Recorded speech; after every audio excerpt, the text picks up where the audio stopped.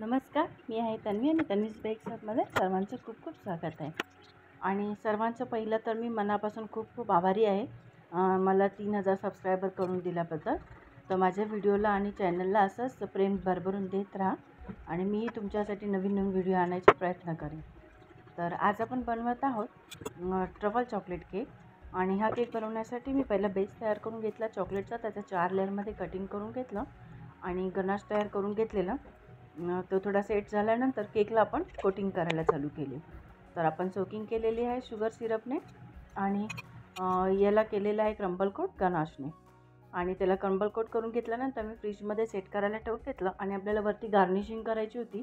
त्यासाठी मी पहिले हे आपल्या बॉलचं मोल्ड होतं हाफ बॉल त्यामध्ये तयार करून घ्यायचे आणि त्यांना मी असं चॉकलेट मेल्ट करून सेट केलं आणि एक गरम प्लेट करून घेतली आणि त्याला असं दोन्ही साईडने स्टिक करून ते घेतले आणि गोल्ड डस्ट टाकून त्याचं मी गार्निशिंग करून घेतलं. एक पान बनवलेलं होतं पान मोल्डमधून, त्याला एक गोल्ड करून घेतलं.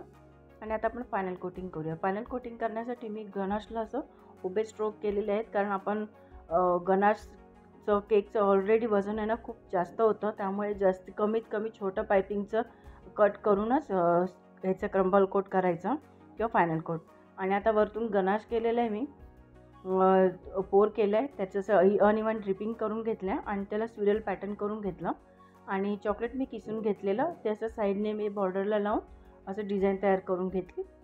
आणि नंतर वरती मी जे आपण तयार केलेले गार्निशिंग होते पान आणि चॉकलेट बॉल्सचे ते वरती लावून आपण डेकोरेशन कंप्लीट करून घेतलेलं आहे.